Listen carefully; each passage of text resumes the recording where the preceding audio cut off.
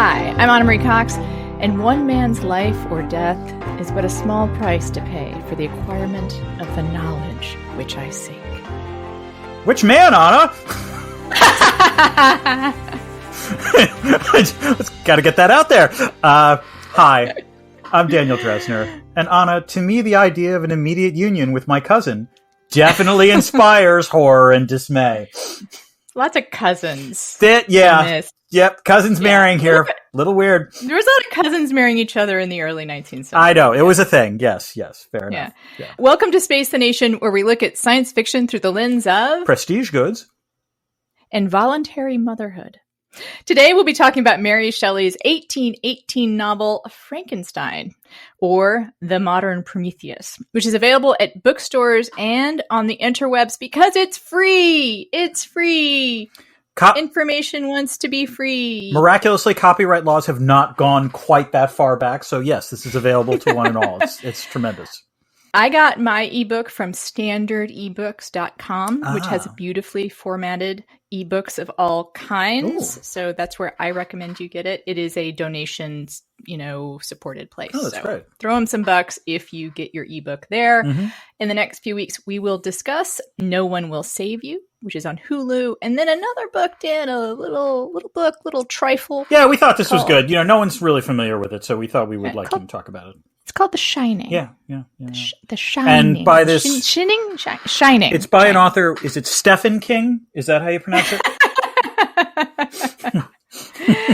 If people are Stephen King fans, they might want to check out my other podcast, Dan, yes? Which is the Stephen King podcast called Losers Club. I'm actually only on it like every few months, but it is a good podcast. If this podcast is too short for you, Dan, if people listen to this podcast and they think, you know what, I could use another 2 hours of conversation. And let's face it, most of our listeners are going to do that. Anna. Right. Yes. You might want to check out the Losers Club, where the podcasts are regularly 3 hours long. God. And regularly we sit and talk for a 4-hour stretch, which... Can I ask a technical question about this? Yeah, are you saying that you sit 4 hours and don't go to the bathroom at all? We take a break. Right. We usually take a break. That makes me feel better, because otherwise we'd be talking about labor, abuse in the podcast industry. It is... I mean, the reason why I'm on it, as I've said, is because I actually do listen to the 3-hour discussions of various Stephen King books. Wow. And it's a very popular podcast. Okay. I mean, I don't know. Yeah. Anyway, actually, kind of off topic, but yet on topic. Someone on the Discord mentioned sometimes they have a little film festival for themselves. Oh. They'll just plan out some movies and then watch them over a week or a weekend. Sure. The other podcast, the Losers Club, has a film festival. We should do a film festival, Dan, like an at-home film festival. Like where we're all watching at the exact same time, you mean? Or no, just over a week, and then it can be set up in the Discord so that people all have the same set of movies to watch. I see. Okay, that's an interesting. And kind of in relation to each other. I think we should arrange this for the end of December. I'm going to suggest, or during a holiday break. That might be appropriate. Okay. And we could do a special episode, kind of I like it could be all the Alien movies or something. Yes, I like that. That might be an interesting idea. We will discuss. We'll workshop this. This is okay. Good. Yeah. All right. Yeah. Okay. Oh, I just mentioned patrons, Dan. Yeah, and you know what? For those of you who are listening who are not patrons, might I suggest consider becoming a patron? Our Patreon page is patreon.com/spacethenation. Also, a great way to support the show that costs you nothing, because if you want to be a patron, that's about $5 a month. Just labor. Yeah, labor. Just a little bit of labor, the tiniest bit of labor. Please rate and review the show. Tell your friends and neighbors about it. Generate the good buzz thing. That would be buzz. Yeah. You skeet yes, about it. Exactly. Sheet about it. Yes. Sheet about it. And if you're not a patron, you may have noticed that your episodes now have some ads. Because we're a big fucking deal, is why. No. Just sprinkled. Just sprinkled about the show. Yep. Like cinnamon and nutmeg. Just little light topping. Because it's late stage capitalism season, motherfuckers. That's right. Is there a better metaphor for late stage capitalism than pumpkin spice lattes? No. I don't know. Nope. you know, it's manufactured like scarcity. It's like a completely invented thing. You can do it at home and yet you pay other people. Anyway, compensate us directly. Make your own pumpkin spice. Also, that's a thing you can do separate from paying us directly. You can do both of these things. They're not mutually exclusive options, Anna. You can make your own pumpkin spice. You can pay us directly by becoming a patron. Because make your own pumpkin spice latte. Okay, it involves just like pumpkin and like maple. Anyway, go ahead. Yes. Patrons should do both of these things. Become a patron. Yeah. Because if there's one thing proponents and critics of capitalism can agree on, it is the virtues of eliminating the middleman. And so pay us directly. You won't have to listen to the man trying to make you pay indirectly. That's all we're saying. And make your own pumpkin spice lattes. Dan, do you want to fill us in just quickly? How are you? I'm doing well, Anna. You know, it is now officially fall here. And, you know, the leaves are finally starting to change. This is one definite effect from climate change. Like, it used to be that, like, the leaves would change where I live, like, around mid-September. Now they pretty much don't really start until 1st of October, I would say. But it's starting, and it's quite nice to see. How are you, Anna? You know, I have this thing where I think it's weird that everyone talks about the weather when you ask people how they are. But then also, because of climate change and whatnot, like, the weather is often worth commenting on because we had 80 days of over 100 degrees, and we're about to have our first night under 60 degrees. Oh, wow. That's amazing. Good for you. And the whole weekend, it's going to be in the 70s. Oh, that's good weather. So now I have no excuse not to clean out my garage, which I was allowing myself not to do since basically May, because it was, you know, like 100 degrees in there. So I didn't have to clean it. But now, well, I'll come up with some other excuse. But I look forward to hearing that excuse next week. That'll be very, very interesting to hear. Who knows what I might find in there? I'm going to encourage the Discord to workshop some excuses for Anna. You know, just figure that stuff out because, you know, it'll be important. I was going to try to get from the garage to the thing we're talking about, like referring to what I might find in the garage, like pieces and parts of experiments gone awry. Or, you know, that might fill me with loathing as soon as I see them because it reminds me of an unfinished work. Yeah. There's a lot in this book about writing that, Dan, you know? Yeah. Like, yeah, that's like it's all about the horror of first drafts, Anna. I mean, no one likes their first draft. In some ways, yeah, that's true. That's a fair point. Anyway, so we're talking about Frankenstein. Why are we talking about this? I think there's a couple of reasons. First is it's a cannon fodder episode. We haven't done one of those in quite some time. Second, It's October, Anna. This is a spooky month. Seems appropriate that we start like leaning into the horror aspect of the sci-fi, you know, horror genre. And you know, I'm kind of pumped about doing this because this is easily the oldest thing we very well may ever talk about. I mean, I think there's been a few examples of sci-fi prior to this, but this really, in some ways, is like the first one that most people will have heard of. I think if we did like Utopia, right? Like that's Thomas More. Yeah. I suppose. Yeah. And then there's a 16th century text by Margaret Cavendish that's largely considered or largely considered? Is that how you say generally it? Considered? Widely. Large, wide. Yeah, the same thing. Same thing. Like Frankenstein's monster's girth, you know, large and wide. Deep and wide. Margaret Cavendish, who I think was she wasn't a nun. That's a different thing. Also sci-fi related. But anyway, she wrote what's considered another one of the earliest sci-fi. Right, but like I'm sure there are sci-fi nerds that are very familiar with Margaret Cavendish. If you ask who's Margaret Cavendish to the ordinary person. Sure. They're not going to know. I'm not taking away from Mary Shelley. Yeah. Easily one of the most metal women. Oh my God. Yes. Like, if not just the 19th century, then ever. Right. She was a badass. And she wrote this when she was 18 goddamn years old. I still cannot believe that. That is... If there are flaws in this book, just keep reminding yourself. You didn't write this when you were 18, listeners. Okay? Go back, read what you wrote when you were 18. I guarantee you, not as good as Frankenstein. Just accept that. Yeah. And what's funny, I read the introduction, which she wrote in like 1831 to the a new edition. Yeah. And she mentions her juvenile efforts that she didn't like as much, which I guess when she was like 10. So I was excited to read this because, as I'll talk about a little bit more, perhaps this is the first time I've read which it. I was stunned to hear. But yes, I mean, so pleasantly surprised. Oh, good. Excellent. So pleasantly surprised. All right, let's get to whether or not this podcast will ruin it for you. I think my answer is no, because most people are familiar with Frankenstein as a general narrative, but maybe read it anyway, because the analogy here I'm going to use is from the film Easy A, in which, the character of Olive warns everyone, read the Scarlet Letter, don't watch the film versions of the Scarlet Letter, particularly the one with Demi Moore, because, it's not going to be the same thing as the book. I do not recommend that high schoolers watch the film versions of Frankenstein in lieu of reading it, because I think the last two of them, there was one that came out a couple of years ago with Aaron Eckhart, I think, which is just a bizarre thing. The less said about that, but the better. The more prestige one that came out, I think about 25 years ago, was Kenneth Branagh's version of Frankenstein, which the only thing I basically remember about that is that he's shirtless a lot of the time. But, so like Demi Moore's The Scarlet Letter, maybe not entirely accurate. That's all I'm saying. So read the goddamn book. Yeah. It's very short. Not like super, super short, but pretty short. Right. And also, if you are going by just the movies, which I confess, I mean, I knew in some theoretical way it probably was very different because movies are movies.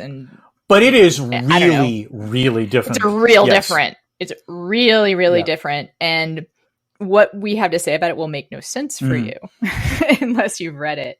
And the distance between the two, I was trying to come up with other movies that has little to do with the book. And I came up with iRobot, the Will Smith version of iRobot, and then Lawnmower Man, which I don't know if you've actually only my Stephen King heads. I'm not going to lie. I have watched the film version of the Lawnmower Man. It was one of the more unpleasant movie going experiences I can ever recall.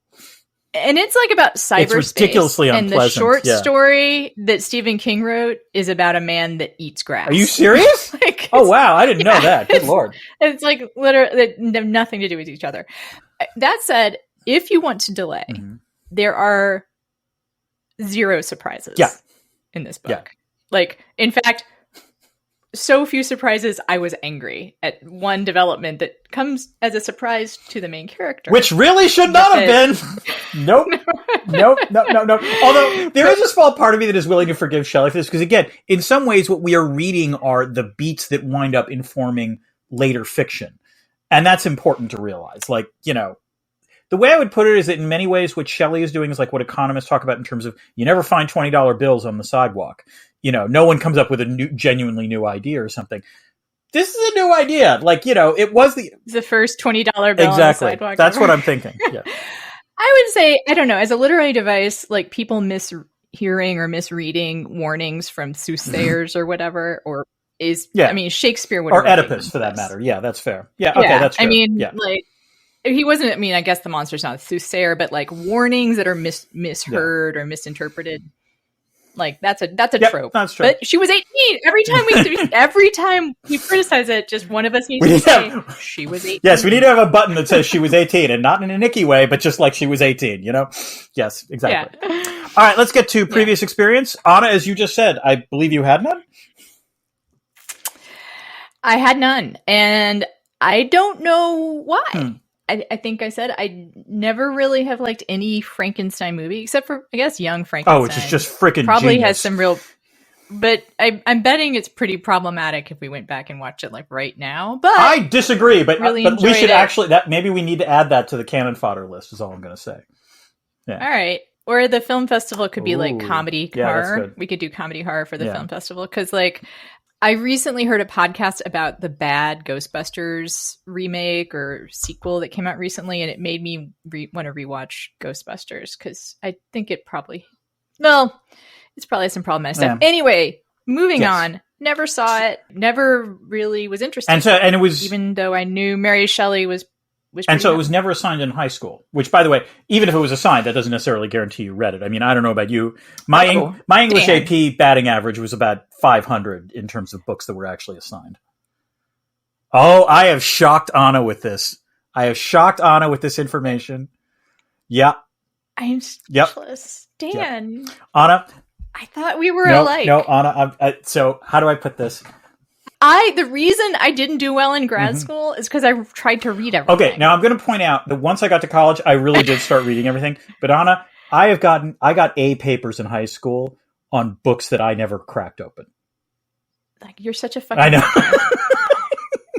Well, to be fair, I didn't complain about it. I just but yes, I didn't always get an A, to be clear. I'm not saying look at the least amount of work I did. Look how I was rewarded for not trying. I started working really hard once I got to college. It just took me a little later to grow up, Anna. Yeah.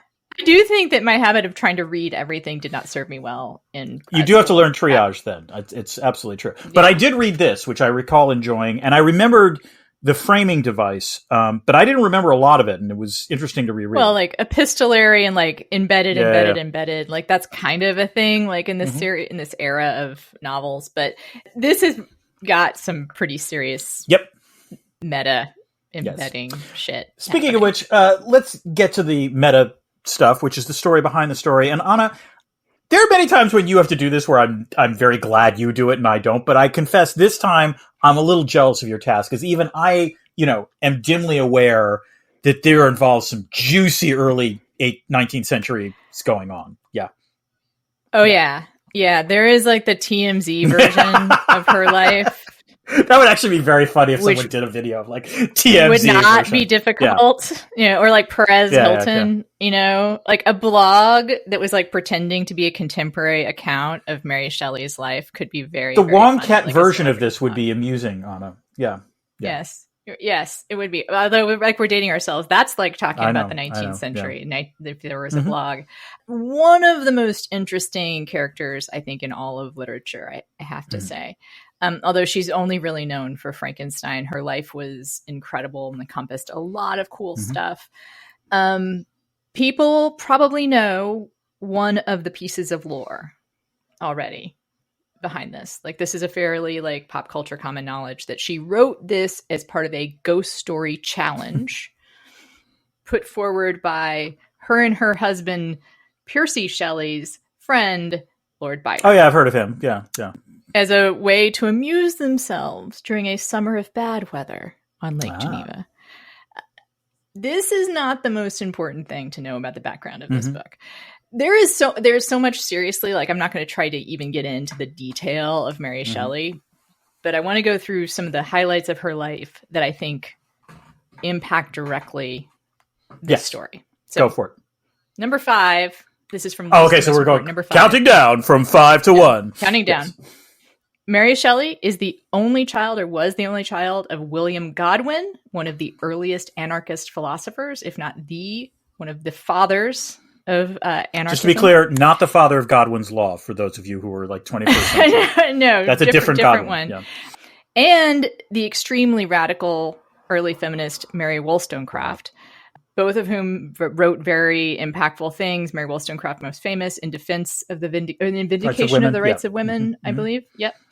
I found this interesting. Godwin illustrated his philosophies in a mystery novel in which legal and other institutions, he argued, legal and other institutions can and do destroy individuals, even when they are innocent of any crime. This may come up later. There's some stuff about that.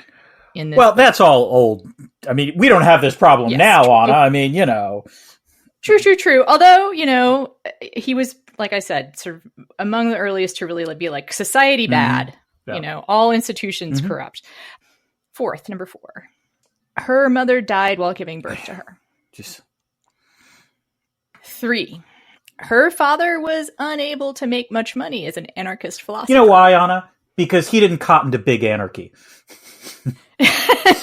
So she grew up without much money, living off the donations given to her father by other richer anarchists. I'm sorry, I just like the idea that just go to the League of Richer Anarchists. They've got fellowships for this stuff.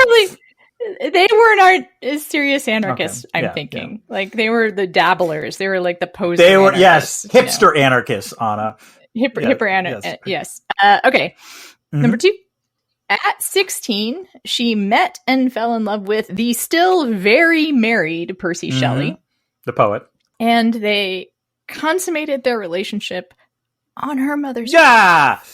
Oh, okay. Well, I'm telling you, metal. That even by 2023 standards, that is hardcore. Yes. Yeah, it's hardcore. So she got pregnant almost immediately, and her father refused to speak to her. She ran off. I'm sorry. Hold on. Can we have a timeout? I want to understand correctly. Her father, the anarchist, who rejects all institutions, gets upset because Mary Shelley has an affair. Like that. Wow. Okay. Wow. All right. So this is actually an interesting point to make because the free love philosophy is that everyone's okay with it. It's polyamory. Yeah. And to be fair, I suspect Percy Shelley's wife was not great with it. Percy Shelley's wife was not only not okay with it, she winds up committing suicide. Okay. All right. Fair enough. But that happened after this was published, so I'm not including it in the most important facts about her, what was going on for her, like when she wrote this. But there was a lot of terrible tragedy in Mary Shelley's life.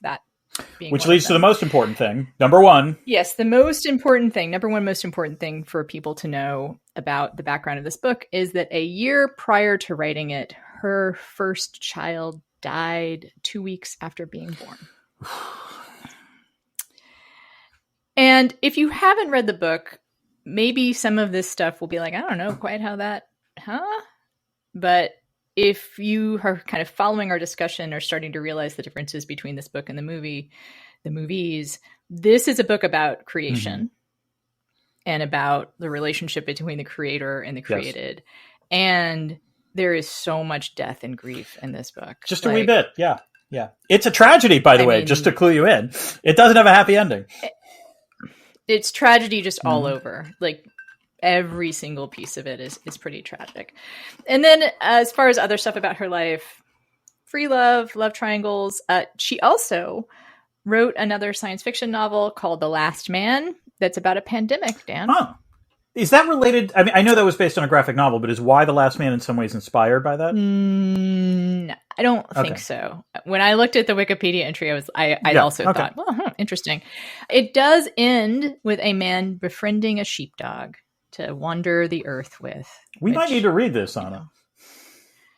I don't know how good it is. Like, it was out of print for a long time. It wasn't well reviewed. But then again, like, who knows? I think I will probably look at some of the writing about it and see if it's worth we can contemplate this. This is fair.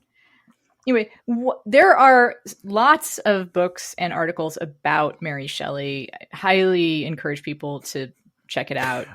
Again, and also Mary Wollstonecraft, just fascinating. I would add, to show how relevant this still is, the week we recorded this, there was an article in the New Yorker reviewing 3 books that are either directly about Mary Shelley, fiction about Mary Shelley, fiction within the Frankenstein universe, obvious homages to Frankenstein. So this is still a live book in the sense of it is still engages people. And I think the reason why it's still so alive is that it is bigger than this idea of scientific hubris. I think the relationship between the creator and the created and the care between loved ones, different kinds of loving relationships. Because the other thing that's in this book, and I'll shut up and we'll talk about more later, but there is various different kinds of love explored, like paternal, maternal, friendship, filial. There's all sorts of relationships in this book, all of which end tragically. Yes. Nothing ends well, I will say again, in this book. Yep. But it kind of offers a little poo-poo platter of love, you know, you know what? I read somewhere that was Shelley's alternate title, Poo-Poo Platter of Love. Little samples of all these different kinds of love. If they publish it again, we should publish a version like Mary Shelley's Frankenstein or the Poo-Poo Platter of Love. I do. All right, let's get to Chekhov's What's It. This is the thing that often appears in the first act of the book that winds up being somewhat salient later on. Anna, what do you have? Okay, we're both in the same boat here. So there is only one Chekhov's thing, which is Chekhov's wedding night vow. And go ahead. Okay, I hit the button. She was 18. Yep. Remember, she was 18. She was 18. Can't blame her for this. She was 18. But go for it. It made me the most mad of anything. I have several times written down you fucking idiot. To Victor Frankenstein. No, let's be very clear. He's the idiot. For whom fate is coming like a semi-truck, bearing down on him. And he's just kind of walking across the road. Oh my gosh, dude. And thinking, he thinks something bad's going to happen, has no idea. Like, he's looking the wrong way. Semi-truck's coming one way, he's looking the other way, and boy. So anyway. And we readers can see it. We're like, guy, come on. Yeah. Anyway. Speaking of all these things happening, let's get to the plot. And of course, with books, we do it in a slightly different way. So we're going to do the jacket blurb version of the book. Anna, have you ever wanted to explore the Arctic Circle without distraction? Well, that's not what happens here. I have wanted to go to Antarctica, Dan. Have you? I've been to Antarctica, Anna. I don't know if I've mentioned that. Anyway, Gadfly Robert Walton captains a ship headed for the North Pole out of St. Petersburg. On the voyage, his crew sees what looks like a giant in the snow riding a sled. A few hours later, they pick up a near-death Victor Frankenstein. As Victor recuperates, he tells his tale to Walton, who in turn relays the tale in epistolary form to his sister Margaret. Turns out that Frankenstein is the world's most tortured graduate student ever, Anna. Raised in Geneva and betrothed to his cousin Elizabeth at an early age, because that's what they did back then. He attends the University of Ingolstadt. Not blood cousin. Okay. Just raised together. Still creepy. Maybe more creepy. Let me put it this way. All right, let's get to this right now. Did they seem more like brother and sister as you were reading the novel? Yeah, they seem totally like brother and sister. So no, it's totally creepy. She is not a blood relation. Okay, so fair enough. He calls her cousin. It's still gross. Anyway, he attends the... There's lots of women being handed off to men in this, actually. I guess, or being created, as it were, or whatever. All right. He attends the University of Ingolstadt in Germany to study natural philosophy. Reading both modern scientists and ancient alchemists, he stumbles upon the secret to create life from lifelessness through electricity. In flagrant violation of 19th century human subjects committees, Frankenstein assembles the body parts and viscera necessary to resurrect an 8-foot-tall man. His experiment is a success, but the visage of his creature is so repulsive to Frankenstein that he abandons his laboratory in horror. When he returns a day or two later, the creature is gone. Thus begins... Sorry, this is one of the parts of the book that you're kind of like, you have to... She was 18. Because, like, he just runs away. Like, it's just like, gross! That doesn't really think about what could the consequences be. It's almost like he forgets. Like, there's this idyll, like, between where he's like, that was scary. Yeah. Da, da, da, da, da. I wonder what happened. Yes. He's gone. What happens is a series of unfortunate events in which Victor gets sick a lot, his family members die gruesome deaths, and he eventually meets his creation, who has its own harrowing tale to tell to his creator. He asks Frankenstein to make a lady mate for him so he no longer needs the company of men. Frankenstein agrees, and with his friend Henry Clerval, journeys to Scotland so Victor can continue his work. Consumed with fear and loathing, however, Frankenstein decides in the end he cannot go through with it, enraging his creation. The result is even more death, sickness, and tragedy, resulting in Frankenstein pursuing his demons, both metaphorical and actual, towards the North Pole. It ends badly for almost everyone, with the possible exception of Captain Walton. Anna, does that about sum it up? Yeah, I mean, yeah. I think that there's some interesting avenues along the side, like the creature's education, which is both hilarious and sad. Like, it is one of the least plausible things. Again, she was 18. She was 18. She was 18, listeners. She was 18. It's not like, Robinson Crusoe filling his pockets after he strips, but it's sort of along those lines where the creature lives in secret next door to a cottage for a year. Hovel that no one apparently ever goes into. It's like an invisible hovel. An invisible hovel where, by the way, like, I think for half that year, he's been collecting firewood and, like, helping out the family. The family is obviously mystified this. They never seem to investigate it, though.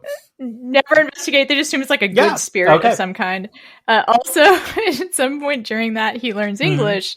And not just English, but he stumbles upon... I think to be clear, he actually learns French. Okay, you're right. Yeah. He learns French. So he stumbles upon 3 French translations. I assume so, yes. Yeah, they had to have been French translations. Of Young Werther, The Sorrows of Young Werther, Plutarch's Lives, and Paradise Lost. Those are the books that he forms his personality out of, which, And there are worse books, there are better books, yeah. Oh, no, I mean, it's just funny. Like, it's of all the books to pick, like, I mean, Mary Shelley's like, I'll give it I will say this. It was a legitimately shocking thing. I mean, again, I'm rereading the book, and so I sort of knew this, but it was actually shocking when I was reading it, where the creature starts to speak, and he's speaking like an English gentleman, for lack of a better way of putting it. Like, you're not expecting that to happen. Although in French, yes, a French gentleman or a Swiss But also gentleman. He must learn English? He must at some point, yeah. Not clear. Waving hands, she's 18. She's 18. She's 18. Just keep, you gotta, a lot of it, she's 18. That's the hand wave here. I do love that Walton does appear to learn something. And apparently is the only character in the entire novel to have learned anything.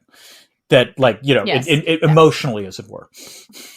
And this is actually, I guess, the one true twist. So if you're really if you really want to read it and want to be surprised, what happens is that Walton, I think he's going to the North Pole to study magnetism. I think he's just going, yes, that's scientific curiosity would be the way to put it, I think, yeah. Yeah, and they get stuck in the ice, and he wants to continue, and his crew members are not so excited about that. And Frankenstein's like, you must go on for the sake of science, which is a little bit of a surprising thing, although not really, because that is like, if there's hubris in this, right? Like that's but basically, Walton sort of figures out, maybe whatever Frankenstein is suggesting I do the opposite. I might live a better life that way. And as it turns out, he's probably right. And I want to say I've been rewatching The Terror, the first season of The Terror, which is fantastic. Oh my God, you haven't seen it, Dan? Oh my God, it's so good. AMC, it's about the voyage, the Terror and the Erebus expedition to the North Pole. They got stuck there. And then for a long time, 200 years, I guess, no one knew what happened to them. And there's a great Dan Simmons novel that it's based on, and it has my boyfriend, Jared Harris, in it. Okay. And it's fantastic. But hubris, there's a spoiler alert, although since I told you they got stuck, not spoiler, there's a point at which Jared Harris is like, we should turn around. And the other captain's like, no, God is on our side. For England, we shall discover the North Passage. And Jared Harris is like, I think we should turn around. I think we should turn around. And that doesn't happen. And also the wedding night thing, So for listeners, okay, if you haven't read, and we should actually explicitly say what it is, but it doesn't. When we keep saying wedding night, that might sound like something. Yeah. So to be clear, and the funny thing is, this is I guess technically this really isn't Chekhov's, because this happens in the third act. Frankenstein decides that he cannot create a female companion for his creature. The Bride of Frankenstein. Yes, exactly. And the creature comes and basically says, "How dare you? You went back on your word. I will see you on your wedding night," which Frankenstein interprets as, "Oh no, he's going to kill me on my wedding night," without ever occurring to him that maybe he was going to do to Frankenstein what Frankenstein did to him, which is take away his chance at happiness. Like, this is the dumbest fucking graduate student ever, Anna. Like, yeah. Well, okay. I mean, book smart, but street stupid. Yes. But never read any satire or plays that have irony in them. Yes. Clearly unversed in Shakespeare. So yeah, that's fair. Yep. All right. So let's get to, how is this science fiction different from all other science fictions?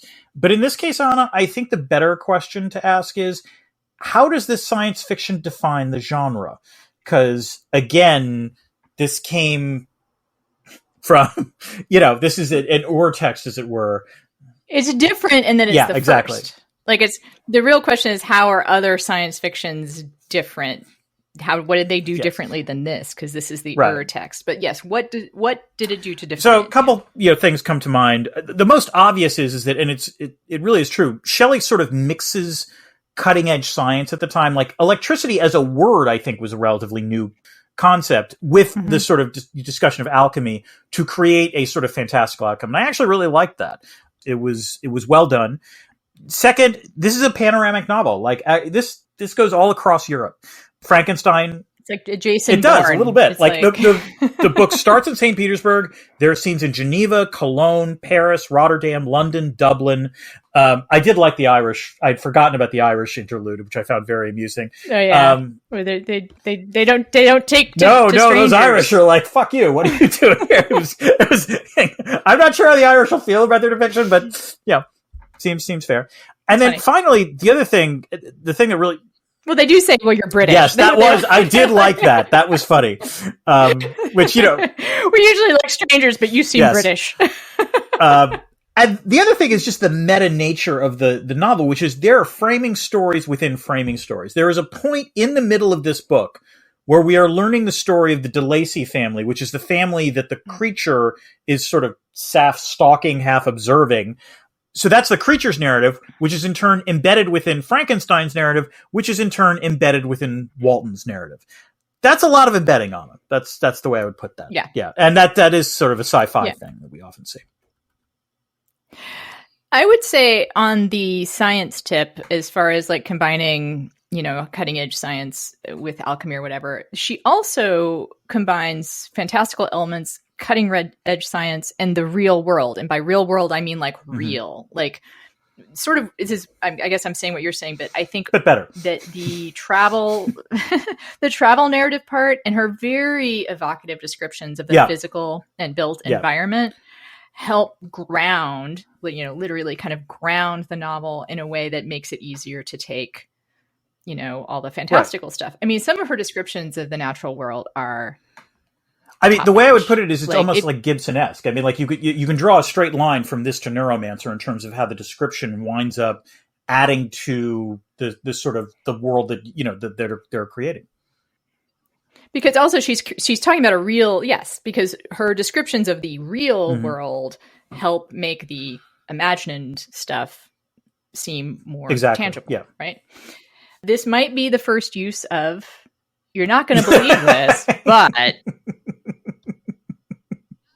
not in those exact words, but there is a scene in which Frankenstein decides he's going to tell the truth this time. There's a lot of no one's going to believe me. This is the first trope of no one's going to believe me, so I guess I can't tell anybody. Which is a classic science fiction trope of, oh my God, I can't believe I saw this alien. Oh, no one's going to believe. Yeah. There's like the reasons why you can't go to the police, right? You always have to have a reason why you can't go to the authorities. So he's kind of like, well, no one's going to believe me. And then finally he decides he has to tell someone, and it's almost exactly as this. You're not going to believe me. But by the way, this is where I actually love that scene because Shelley makes it clear that like the authority believes him, but then the moment the authorities ask, "Well, you're going to do something about this, right?" He's like, no. Like I believe you, but people will think I'm nuts if I go that far. That I actually like that. That was great. And speaking of other tropes, I think this invented. There's also the first record scratch. You may be wondering how I got here into the Arctic. In the Arctic. Funny story. Funny story about that. And by this, of course, I mean like when Victor Frankenstein gets on the boat and he's like, okay, you may be wondering how I got here. Because literally they wonder because he's on a sled on a ice floe. Yeah. So, and then also I think this is kind of a modern or feels modern, although I guess we can go to, again, the great playwrights. It's very ambivalent towards its protagonist. I would actually go further than that. I mean, there's a way in which you can argue that the two main characters, and let's segue into discussing the characters. The two main characters are anti-heroes.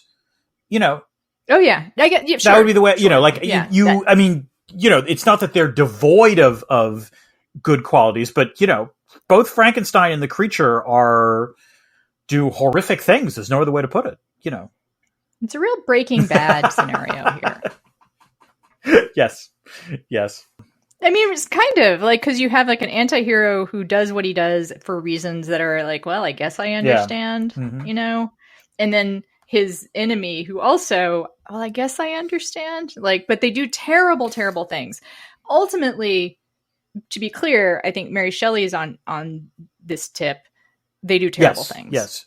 But that is not forgiven. Like the novel has no ambivalence about the terrible things. No, and my understanding, by the way, is that this is what. So, as you note, there were two editions. There was the 1818 one, and then there's the 1831.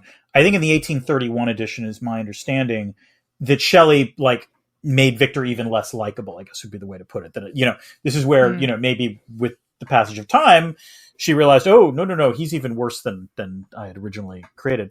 And I will say, like, reading it this time, I had forgotten large chunks of the plot. Obviously the creature commits heinous acts, but Victor is the author of all of this tragedy in a major way. And like, I remember reading for the first time, oh, he sees his creation. He's repulsed by it and just runs away. And that's it. And I'm like, wait, that's it? That's what you do? Hold on, man. Come on. Yeah. Like, I mean, I think there's a really, interesting discussion to be had here. And maybe we'll just have it throughout this conversation about what his sin is, right? Because again, in the movies, it's always the hubris of the sin is hubris of like the science. Oh, you tried to play God.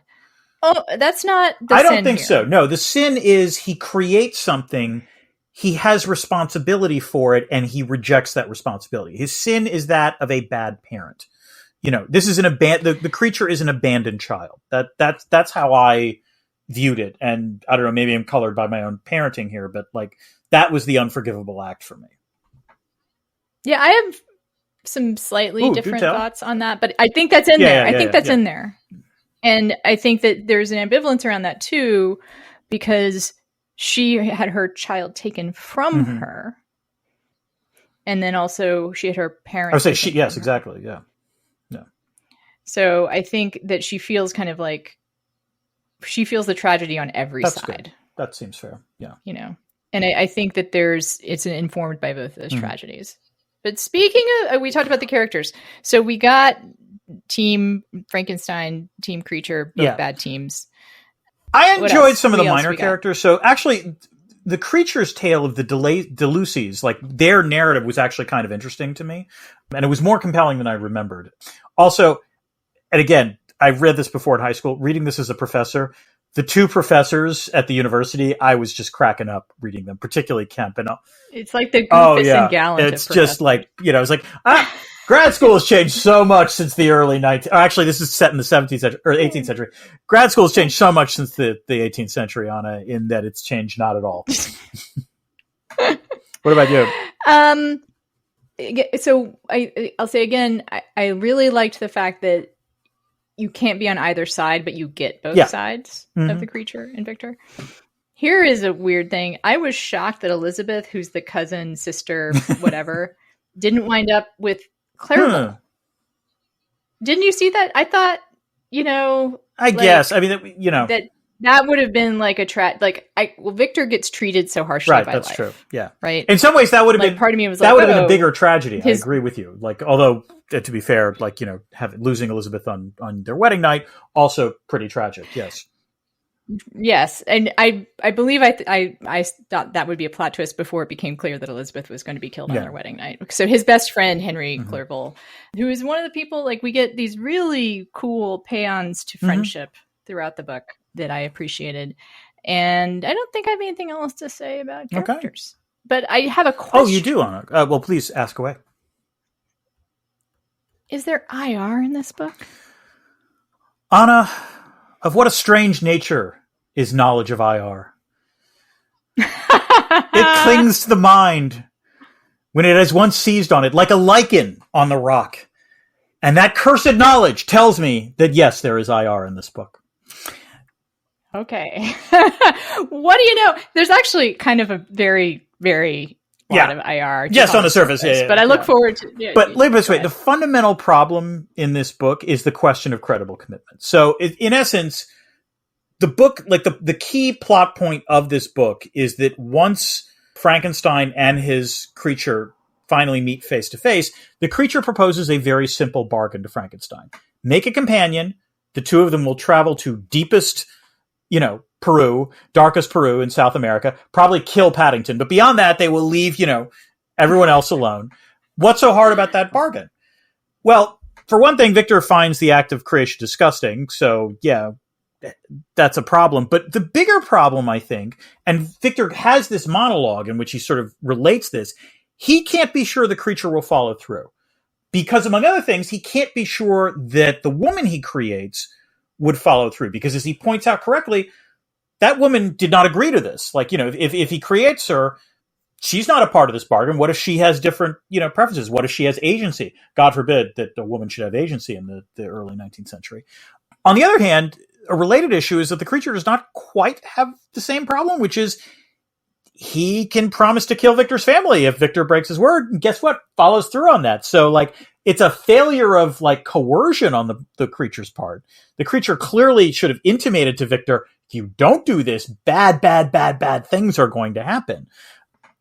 Would the creature have kept his word? I actually think he would have.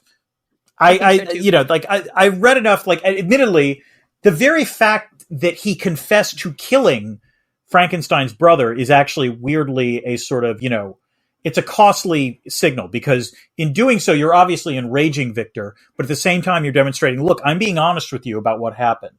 So you should believe me when I say that if you make, me a companion, I will leave you. And I think Frankenstein, should have trusted his creature's ability to credibly commit. One other small point, which is in the creature's description of how he gets educated, he discusses reading Volney's Ruins of Empires and learned some surprising things about IR. I was legit shocked at the discussion in which the creature weeps at the fate of the indigenous Americans due to colonization. Again, he's right, but that comes up twice. Yeah, and it's rather astonishing that a book written in 1818 would bring this up. It's definitely forward thinking. That part of the book is aged very well. And this is also, by the way, I would add, a surprisingly multicultural book. I mean, beyond the Citizen of Geneva, the Deleuze's are, I think, German. There's the Felix's girlfriend is Turkish, I believe. I think she's referred to Radiant, as but actually Arabian, would be Turkish. But the point is that generally speaking, this is a surprisingly wide-ranging book in terms of what's happening. So that was good. Henry, I believe, wants to learn Sanskrit or learns Sanskrit, and Victor reads the ancient poems of Agrippa. I think they do refer to it Yeah. I mean, it is. I think there's some. She was 18. Also, it was 1816 racism in it. The most beautiful people are all blonde. I guess, but let me put it this way. I know this can be a damning thing, but compared to the standards of the time, this is a ridiculously cosmopolitan book, is the way I would put it. Yeah. Yes, I agree, and I think that if you asked Mary Shelley about what her beliefs were, I think she even by our standards, she would probably be pretty progressive and pretty anti-racist.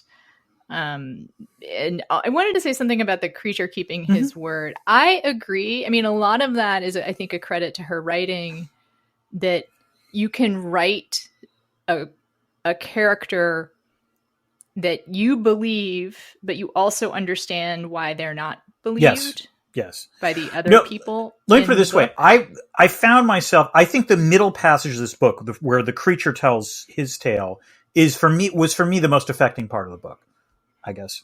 Yeah. And yes, there's also some unintentional humor, like the idea of, oh yes, I learned words, and then I learned how to read, and from these 3 books, I was able to speak like a gentleman, and so forth. There's parts of that where, again, she's 18. But there is genuine tragedy and pathos in that section.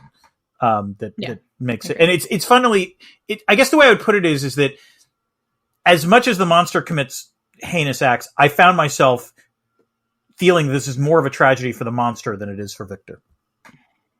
I agree, but mostly because the monster didn't ask for any of this. Yeah, fair enough. But you know what? I have another question for you, Anna. Oh, what is it, Dan? Is there a critique of capitalism in this book? Dan. Before, I looked upon the accounts of vice and injustice that I read in books and heard from others as tales of ancient days or imaginary evils. At least they were remote. But now capitalism has come. And men appear to me as monsters thirsting for each other's blood. Yep. Dan, this book has so much radical philosophy in it. You'd think it was written by the child of two radical philosophers. Written by a radical philosopher, Nepo baby. Yes. Yes. So there's a big metaphor here, which is the whole thing's a metaphor for the Industrial Revolution and perhaps Marxist uprising, where Victor is management, monster is labor, cast out the instant it does not conform to his preferences, forced to live in poverty. eventually overthrowing his creator. This seems a little wild, right? Like, I can understand why people don't buy it, but I think it's important to remember Shelley's parents were super into the French Revolution. In fact, one or both of them traveled to France during it. They both wrote in favor of it. And then the Luddite Rebellion had happened just a couple of years beforehand, which was a real thing in case people don't know.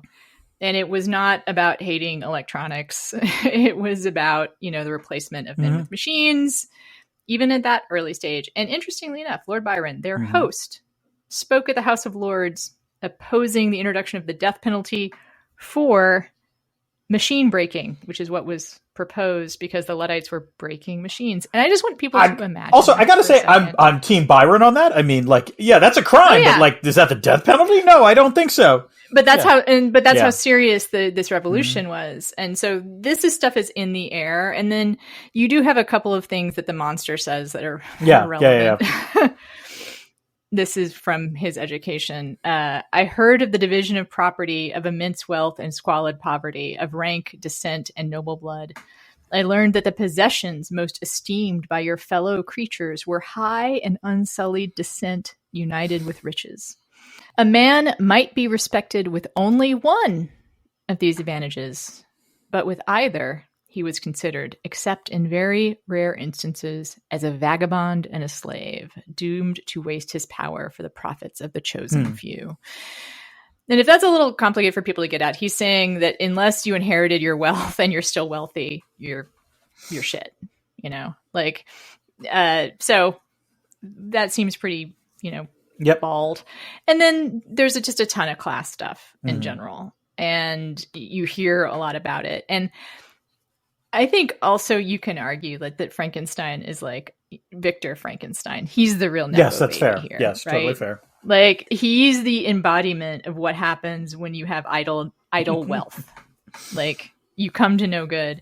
And then, of course, the monstrous capitalism. I mean, that's the other reading. But I would just add here that that one's not actually as fun. I think I thought of you most during the Irish sequence because that's and I have to assume Shelley did this on purpose because that's the sequence where you realize, oh my God, Victor's just a fucking dilettante. Like, all these poor Irish, folks are looking at him like, I'm sorry, what are you doing? Like, like. Yeah. And he also made me think of Batman. He made me think of Bruce Wayne a lot. Cause like his superpower is that he's rich. Like that. And what does he use his money for? To create a human, like, and then just do nothing with it. Life from lifelessness. Because in this whole like money is his superpower, he keeps just saying over and over, and perhaps you notice this, I happen to have some money with me. Like whenever he gets into like dire straits, like he's just like, and I had money, so it was fine. Totally did. Right. Yeah, worked out okay. Yep. It was fine.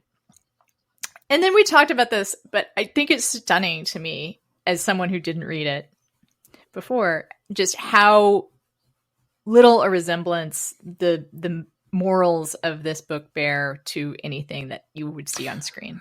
Yes. Basically, if your assumption that the plot of Frankenstein is from the movies, you think this is all about the, effect of scientific hubris. Yeah. Trying to be God. And to be fair, there's a little bit of that in the book, but like, it's not the major theme of the book. Yeah, it's not that he tried to create life. It's that he created life in a vacuum, like without the benefit of nature or women. He's a large adult son, Dan. And it quickly morphs into a cycle of vengeance and violence. He's ruined by his emotions. It's, like what's interesting is again, like had he... His sin is vengeance. This is actually, I think, a lot of his sin is just the pure vengeance that he's driven by. He could have a happy life. The creature tells him at some point, like, why don't you just like... I don't think his sin is vengeance. I think his sin is repulsion. I think it's that, or disgust. Okay. Sure. I think you can kind of combine those, but I think he becomes driven, like the Breaking Bad thing. He becomes driven by his vengeance and his hatred and his desire to, or better yet, he becomes driven by his baser emotions, I think would be the way to put it. Yes. That's fair. That's entirely fair. And so it's funny. And other people, I hadn't thought about this, but it's true. Like, ostensibly Victor Frankenstein is supposed to be this, height of erudition, brilliant guy, but in his act of creation winds up devolving back into, someone who in many ways is less sophisticated than the creation that he has. Right. And also for all his scientific learning, all the book learning, he becomes driven by emotion solely. Like he approaches none of his problems rationally, like once he creates the monster. And yes. The way I would put it, and we'll talk about this in a second, like the problem with both Frankenstein and his creation to some extent, but with his creation, you can understand it. With Frankenstein, you can't. Frankenstein has no theory of mind. He cannot comprehend how others would view what he is doing and or how others think. And that is his tragedy. And then this is not my reading. I do think this is a feminist novel. I think it's a feminist novel a little bit because it's about like what happens when men try to create. Okay, sure. Yes. Yeah. I also think this is something's pointed out before. He resists creating a female version of the monster out of terror that they might reproduce and terror that she might reject the monster. Like both of those things are frightening to him. So like the female body is frightening to Victor on some level. But more than anything else, and we said this before, this is a book about grief. Yes. Like there is just in really beautiful evocations of it too. Like even though I don't like Victor, when he suffers. His family, there's no denying that. Yeah. It is some beautiful language that really gets to what grief can feel like. I think this is really interesting. As soon as I kind of started to get to the end of the book and I was like, wow, like everyone's gotten this wrong. Like all the different movies out there, like they don't reflect like what this is really about. I Googled movies adapting Frankenstein directed by women. What'd you come up with? Oh, there are none. There are none. Okay. None. No, there's been no female director or filmmaker that has adapted this. We would see something different. Now, let me ask, this is an interesting question. What current lady director would you want to actually make this film? Oh, wow. I don't know. Do you have... I have to say my first gut response is Catherine Bigelow. That's what I thought of too, actually. Because she's just right, exactly. Really yes, well. no, like this is that would be, her métier, as it were. Like, unfortunately, I hate to say this, like, some of the other women... Sofia Coppola. Greta Gerwig. I mean, like Sofia Coppola, it would be like so beautiful. It would be just like these kind of like, she likes to and she loves movies about like women who are kind of like lost. And I think that she could tell this story in a really interesting way. Yeah. I really do. I think she would see the gender flop. In a way, it is a gender flop here. Like when you flip the gender of the created and the creator, like I think she might really like that. But Greta Gerwig, sure, could that too.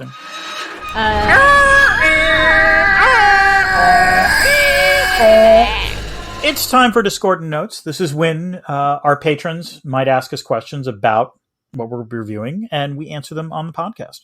And this week's question comes from Renee, who says, and in some ways it's connected to what we just talked about, would this story have been different if told by Mark Shelley rather than Mary Shelley? And as I said, I think the answer is maybe, but in the same sense that I agree with you on it. This is a story that is primarily about grief much more than about hubris. What is striking to me is the way in which Shelley makes it clear how the two main characters have such a piss-poor theory of mind. And for lack of a better way of putting it, if there are gender differences, generally women are believed to have somewhat better theories of mind. And so, I'm not sure a male author would have even thought of that as a flaw, but I don't know.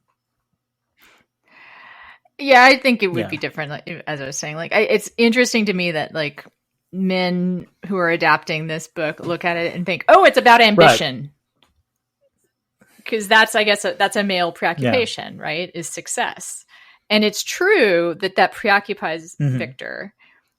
But that's not what the book is about. I agree.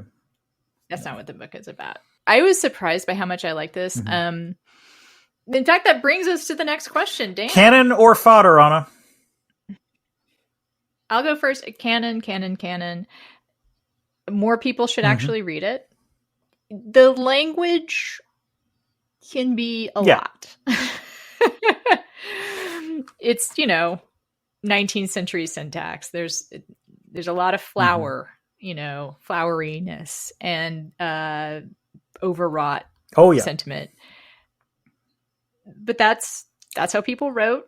And she was 18. She's 18. And also, once you kind of get used to it, you don't really notice. Yeah, I would agree. This is so much canon. And I think the thing that I found affecting, which I'd forgotten, was actually what moved me was the last sequence where the monster finally has his comeuppance and that Frankenstein dies and feels nothing but sorrow and emptiness and sadness. And that, in some ways, that's what makes this a great novel. Because it was the one moment where I was like, legitimately, it's both surprising but entirely accurate. And, that's where you can't believe that someone who's 18 wrote that. And again. Yeah. And yeah, I think that it's depiction of the emotional scale, the emotional spectrum of grief in a way. Like the different, again, it's a poo-poo platter of love and a poo-poo platter of grief, Dan. Different kinds of grief that one can experience. Poo-poo platter, speaking of which.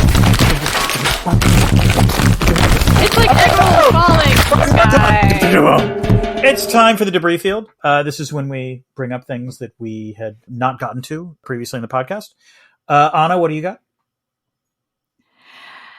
I was talking about there's all these different states of mind that are depicted. Depression is there for like really good descriptions of just what it's like to not be able to think of anything else besides like what is bringing you down, that you just can't, you can't escape your own thoughts of death, of grief, or whatever. Like that seems to me like a really good description of depression. The way I would put it is, there's a way in which this is a sort of classic Victorian novel, which, and I confess I find this amusing, which I'm probably not supposed to, but like the ways in which essentially Frankenstein's emotional turmoil is translated into physical illness. Like after every death, he's like, oh, and then I had to convalesce for another 3 months or 2 years or whatever. And like, he's committed to a sanatorium or whatever. And, I did, it's always amusing to read, like, cause this is not hardly unique to Shelley, but like in all of these novels, something bad happens, inevitably like neuralgia kicks in or something where like, they've got to be in a sanatorium for a while. Along those same lines, I think that one of the things that she describes that he undergoes sounds a lot to me like mania. Yeah. Like when he is working on the creature. Is he bipolar? That's an interesting question. And for those who don't know, like it, or haven't read it, but both, he is obsessive about it, and he can do nothing but think about the creature. He can do nothing but work on it. He neglects all these other things in his life, and he doesn't sleep. He doesn't eat, like all that. Yes, Dan? Okay, one could call that bipolar. The other thing one could call that is being a graduate student. I'm just going to say, or being a writer. I actually, the other thing that I thought about that you could say it's depression, mania, bipolar disorder. You could also say that there is a story here about just what it is like to try and wring something out of yourself. I don't know if I've ever told you this, but when I was first courting my wife, and I was working on my dissertation, we would be going on walks or something, or we in the Bay Area, and there would be times where she would say something and I wasn't entirely paying attention, and she would then look at me and it's like, you weren't thinking about me right then, were you? You were thinking about your dissertation. And I was, Anna. I was. She's still married you. That's great. Yeah. Amazing. All right. Next thing is yours, Dan. It's a little silly thing, but like, how does Victor not get arrested on his wedding night for attempted murder? I know. Yeah. I thought about that too. He is able to point to the creature's footprints. And I get that, but like, there was a point at, I guess in some ways also because it would have been a replay of what happens in Ireland, but it was like, I think you needed a little more there, like to like how he managed to quickly avoid being the accused, but yes. Okay. Go, your turn. Oh, I am next. So I mentioned all these great descriptions of different kinds of love and different kinds of grief. The ones about friendship, there's a couple that I thought I would quote. So this is when Walton he actually has talked about how much he misses having friends earlier. And one of the reasons why he's so delighted to find the half-dead Victor Frankenstein is that he really likes him, like he needs a buddy, he needs a pal, and he's very excited to like have someone who seems so interesting. And he tells Frankenstein, like, I'm sorry, I'm very amused that you're saying Frankenstein, like that's from Young Frankenstein. Oh yeah, sorry. Yes, that's right. You mean Frankenstein? Yes. Frankenstein. Frankenstein. So he tells him basically like, oh, I'm glad we're friends. I've been missing, I needed a friend. And Victor says, I agree with you. We are unfashioned creatures, but half made up. If one wiser, better, dearer than ourselves, such as a friend ought be, do not lend his aid to perfectionate our weakness and faulty natures. And he says, I once had a friend, the most noble of human creatures, and I'm entitled, therefore, to judge respecting friendships. You have hope and a world before you and no cause for despair. But I have lost everything. So, I think that's both the nice description of friendship and, of course, like the loss. Speaking of quotes, I'm just going to read this quote from from Professor Kemp, which not going to lie, I have dreamed of telling at least one student this, where he says to Frankenstein, because he's rubbishing the idea that reading alchemy is of any use. Did I say Frankenstein too? God! Yeah. Curse you, Mel Brooks! I can't apologize for that. Okay. Yeah. Kemp tells him, every minute, every instant that you have wasted on these books is utterly and entirely lost. You have burdened your memory with exploded systems and useless names. It's just like, again, I am in awe that Mary Shelley at the age of 18 nails what a professor would say. Like, that is genius. It's just genius. Especially, I didn't mention that she didn't go to school. She was like homeschooled, basically.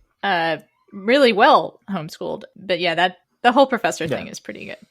And as I've been alluding to, I think on some level, this is about the act of creativeness, the creative creation, not just like creating life, but like, what is it like to have something that you want to do? And then how do you make it happen? And I think this is not just writers. I've related to it as a writer, but I think she's talking about anyone who has like this thing in their head that they want to make real, and how difficult that is. A couple of the quotes. Invention, it must be humbly admitted, does not consist in creating out of a void, but out of chaos. The materials must in the first place be afforded. It can give form to dark, shapeless substances, but cannot bring into being the substance of itself, which I liked. And then let's talk about first drafts. Thus situated, employed in the most detestable occupation, immersed in the solitude where nothing could for an instant call my attention from the actual scene in which I was engaged, my spirits were unequal. I grew restless and nervous. Every moment I feared to meet my persecutor. Sometimes I sat with my eyes fixed on the ground, fearing to raise them, lest they encounter the object which I so much detested to behold. My God, Shelley's talking about the blank screen. Yeah. I feared to wander from the sight of my fellow creatures, lest alone then someone should come to claim his companion. So, and then I'm not imagining things. In the introduction, Mary Shelley writes how she could not come up with something in this, like contest that they were having about ghost stories, and just taking her, like she wanted to come up with a real banger, and like considering who she has to impress, and I was having trouble. She says, I felt that blank incapability of invention, which is the greatest misery of authorship, when dull nothing replies to our anxious invocations. And she puts nothing in caps. Like, so when nothing, the thing that is nothing replies to our invocations. Love that. Two last little things. First, it's interesting, and I kind of want to know more about this. Shelley talks about Germans and Italians at various times in this novel, which is fascinating because Germany and Italy didn't exist when she's writing this. Germany is a nation, you could argue, but it's not a state, and same with Italy. German reunification and Italian reunification don't happen for another, at the time of her writing, 50 years, and at the time of when the book is set, another 100 years. So it shows that, like, you could think of Germans and Italians as, nationality, but not necessarily an actual state. And finally, I'm going to close with this. If there's one minor thing that maybe prejudices me against Frankenstein, It's that Geneva is boring as fuck. Geneva is gorgeous, but Geneva is one of those cities that should be way better than it is. Like, it's got the lake. Oh, wait, Dan, have you saying you've been to Geneva? Yes, I'm saying I've been to Geneva. It's a gorgeous city. There's a lake. There's mountains.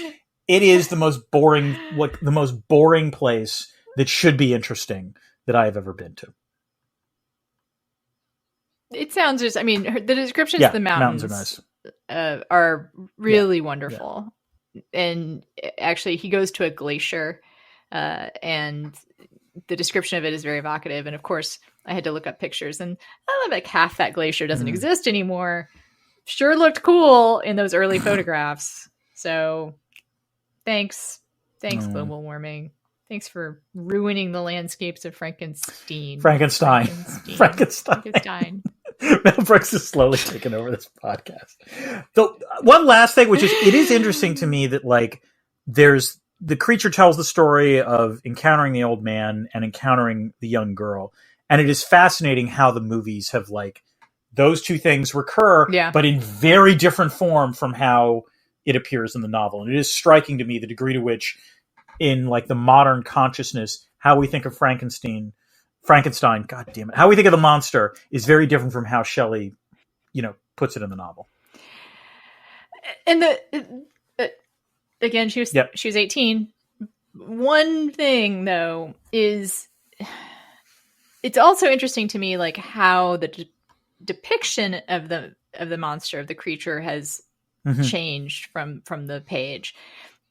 The creature she describes is actually only the face that's bad. I think so. Yes. Yeah. Like, from what she describes, it's 8 huge, feet tall, which is a little weird. It's like, it's 8 feet tall, but he in fact talks about how it has perfect limbs and is muscular, and, like, I think Greek gods might be invoked, but it's the visage that is watery eyes, so yellow eyes, I think. Yeah. Yeah. And, like, black yes, the black lips stood out to me. I think. That's true. Yeah. Yeah. Which I do think a lot of the creatures in the movies have black lips. But I would be fascinated to see a modern interpretation of what it might look like. I think it would look a lot more... I think I would accept... What should I say? Accept. I would be interested in a movie that maybe just made the creature attractive in some way. Like, hideous... You'd have to make the hideousness part of it, because otherwise, why do you run away? Which, again... That's the thing that all the movies, I guess, there's a thing that the movies have to do that she does badly. She was 18, which is like, why the fuck did you run away? And in the yes, and in the novel, it's the first thing you're like, wait, what is he doing? And then you would think this might be an area where the films actually have an advantage, because you can actually demonstrate the repulsiveness. But yeah, but they either in the movies he doesn't run away. Like, actually, that's the thing, is, like, in the movies they never think, oh my god, first thing that happens is that, oh, I've created. Instead, it's alive, Yeah. Oh god, I hate to say it. You know who could make a version of this that it would be somewhat plausible? Judd Apatow. Like, imagine Seth Rogen as Frankenstein. Oh, that works. And he's like, holy shit. He like creates it, like, oh my god, holy shit, I gotta get out of here. Like, you could totally see Seth Rogen doing that. That's all I'll say on that. Yeah. That works. Yeah. That totally works. All right. I think we are just about done. I don't think we have anything else, unless you know. Nope. Canon, go read it if you haven't. I'm sure the Discord will have a fun discussion of it. And, oh gosh, the Discord. Did we mention the Discord? We have a Discord. It's awesome. If you become a patron, you get to meet the rest of the Discord.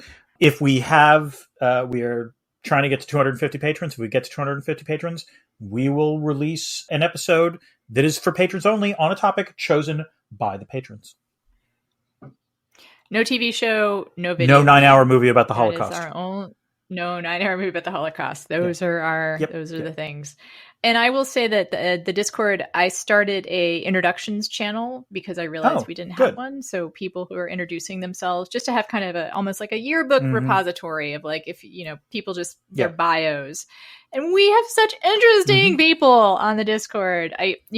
Kate, who's the 72-year-old power lifter. Damn. Yeah, she's like a national champion in her age group. And then we have like the toy designer. We have like people who used to recovering hedge fund person, computer programmers, like lawyers, people who work in politics, like such an interesting group of people united by our love of science fiction. There's so many great conversations, not just about science fiction. It, to me, is the main reason to join for as little as $3 a month. Also, you get the episodes on the Friday before the Monday. And you get access to our monthly AUAs. And what else do you do, Dan? What are you up to when you're not enjoying talking to me on a Friday afternoon? On Blue Sky. I am at Dan Dresner there. I have a Substack called Dresner's World, in which I am repeatedly trying to defy Anna's predictions about the end of Substack. And, that's about it for now. What about you, Anna? Yeah, you write stuff. You're like a writer. Well, you're a writer too, though. Yeah. Foreign policy? I write book reviews for Foreign Policy. I occasionally write for Politico. I got that stuff. What about you, Anna? I believe you have a website. I have a website. www.annamariecox.com. Yep. It's spelled the same, pronounced differently. I write for NBC.com and the New Republic. I also teach a writing workshop. Also, upcoming NaNoWriMo National Novel Writing Month. I have a morning writing group that will be starting for NaNoWriMo, which you can join. And it's just, I did it last year. It's really cool. People pay a not very grand sum of money to join me on a Zoom call at 6:30 in the morning. And then we all write. We write an hour. And it is a really great way to have some accountability and community. And you can visit my website. There'll be more information about that up there. And then we have coming up. We will be doing No One Will Save You on Hulu. And then the book version of The Shining by that Stephen King guy. That's right. And until then, keep this channel open for more.